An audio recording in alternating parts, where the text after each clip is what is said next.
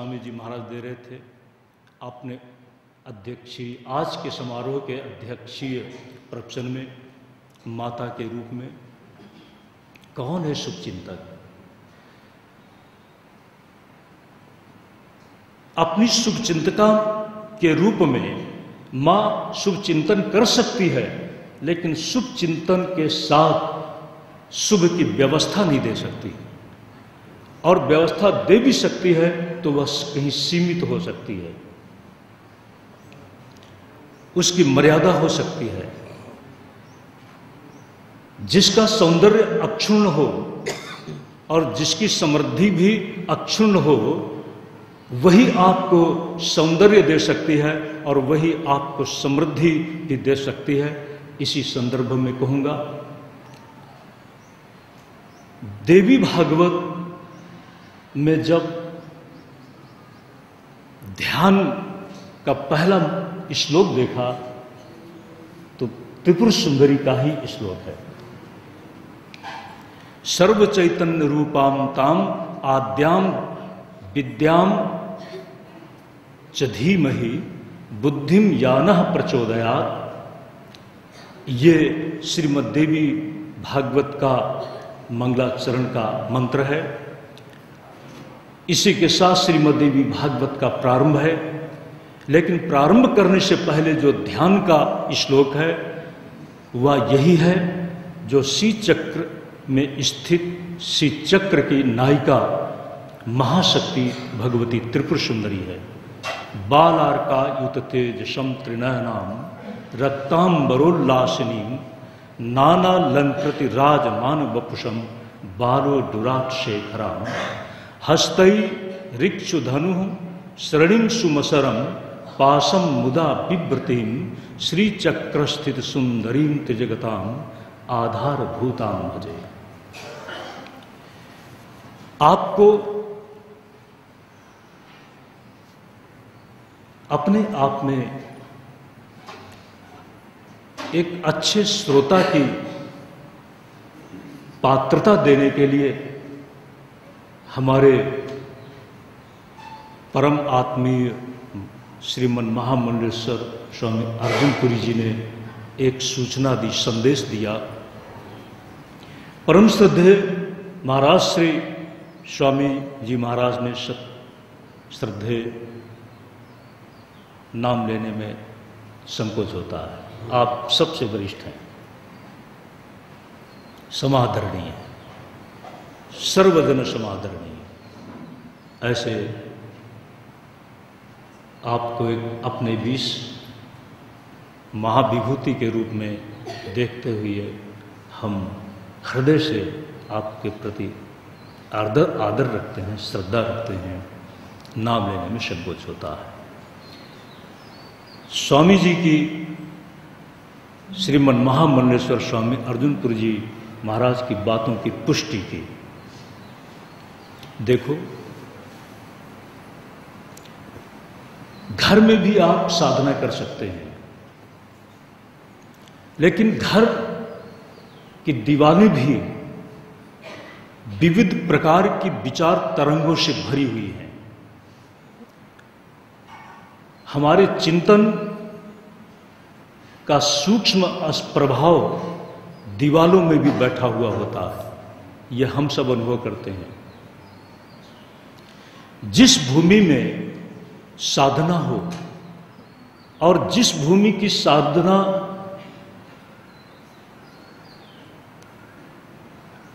आज और कल से प्रारंभ न हो करके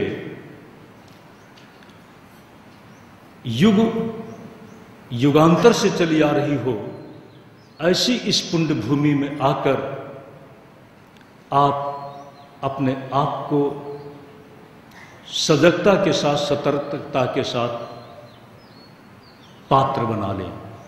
पात्र किसे कहेंगे? आपने सुना है एक पात्र तो आप हैं, लेकिन पात्रता आपको अपने अंदर लानी होगी, और पात्रता आ गई है तो बड़ी अच्छी बात है, और पात्रता आप में आएगी, ध्यान दें, आप लोग पात्र बन जाएंगे। निश्चित ही आप पात्र हैं। श्रोता भी अपने आप में एक पात्र होता है। राजसी श्रोता कम से कम अपने आप में बैठा हुआ, कभी कभी थोड़ा सा दूसरी बातों पर चिंतन कर लेता है, रोज के जीवन से संबंधित बातों से भी कभी कभी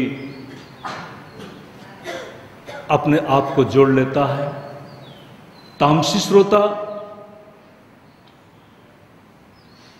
हम आराम से बैठ सकें और इसी के साथ साथ जगहों के प्रति भी आग्रही बन जाता है और इसी के साथ कथा में भी जिस कथानायक भगवान के साथ भक्ति भाव से आपूरित चित्त होकर अपने अहम का विसर्जन कर देना चाहिए, वहां पर भी अपनी ही बात के साथ कथा को सुनता है और वहां पर भी समालोचना के पक्ष के साथ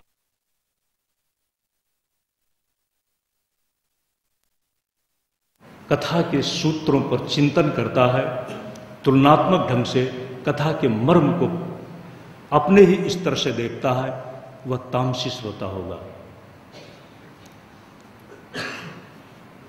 नहीं, आप कथा के साथ जब सद्भाव से सुनने की आकांक्षा से बैठते हैं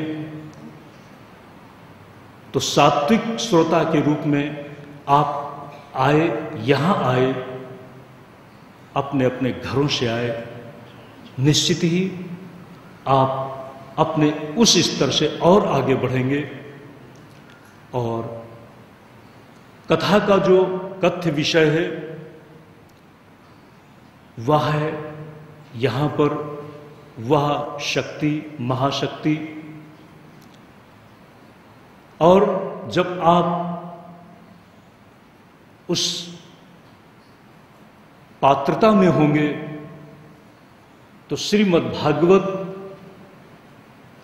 के मंगलाचरण के प्रसंग में ही एक श्लोक है, सद्यो हृदय वरुद्यतेत कृतभिः शुश्रूषिभिः तत्क्षणा। जैसे ही कोई सुनने की भावना बनाता है, सुनने का संकल्प करता है, उसी के साथ ईश्वर उसके हृदय में आकर के ठहर जाता है। कैसे ठहर जाता है और ठहरने के बाद करता क्या है, ये मैं आपको बताने जा रहा हूं। ये संभव होगा सिर्फ जैसा कि हमारे श्रद्धेय स्वामी जी ने बताया। आप कहीं जा रहे हैं और आपके नाम की कोई चर्चा कर रहा है, आप सुनने को ठहर जाएंगे कि आपके नाम पर क्या चर्चा चल रही है। यदि आपके नाम पर अच्छी चर्चा चल रही है, आपकी प्रशंसा हो रही है, तो आप चलते चलते रुकना चाहेंगे। आपका मन कहाँ होगा? जहां पर आपकी चर्चा चल रही थी आप कान लगा करके और सुनने लगेंगे, लेकिन आपके नाम पर अच्छी चर्चा चल रही इसलिए आप वहां पर प्रस्तुत हो जाएंगे। लेकिन अगर आपको कहीं जरूरी काम से जाना है तो आप जाएंगे तो सही, लेकिन आपका मन कहाँ होगा? जहां आपके नाम की चर्चा चल रही है। ध्यान दें, उसी प्रसंग से जुड़ी हुई दूसरी बात भगवान ने कहा है, शृण्वतः स्वा कथाम कृष्णः। भगवान अपनी कथा का श्रवण करते करते स्वयं वो सुनने लगते हैं।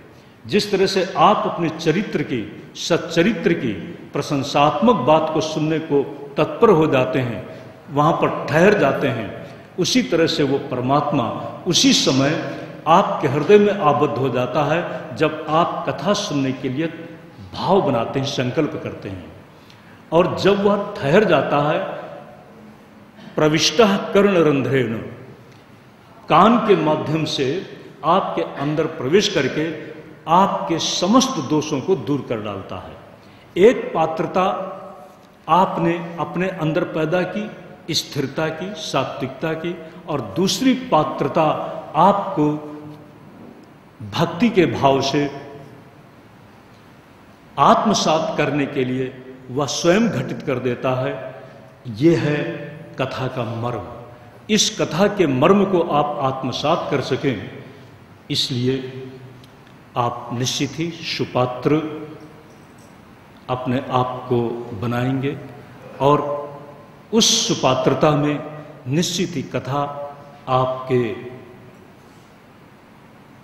जीवन में क्रांति पैदा करेगी।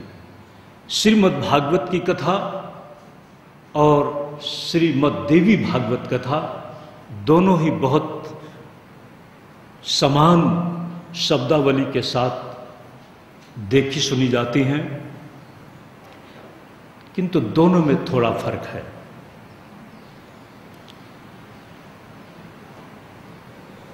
श्रीमद् भागवत की कथा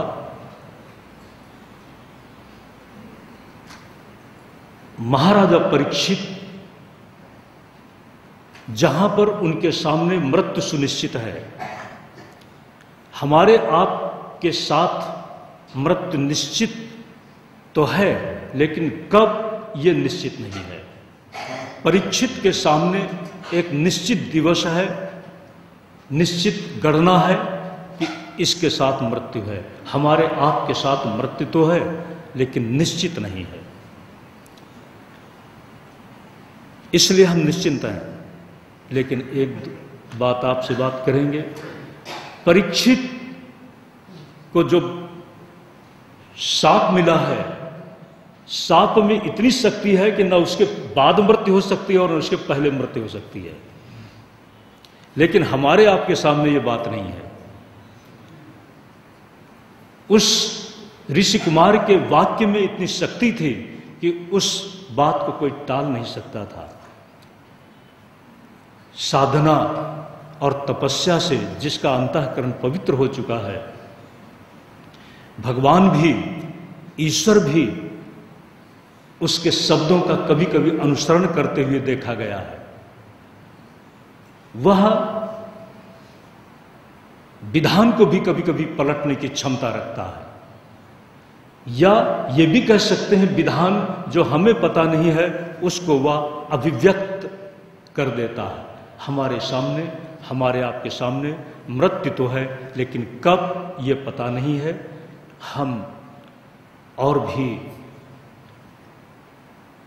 कहीं इस संदर्भ में कहूँगा कि अनिश्चित है। तो परीक्षित के सामने मृत्यु सुनिश्चित है। अब संसार की कोई भी व्यवस्था उनको आकर्षित नहीं करती।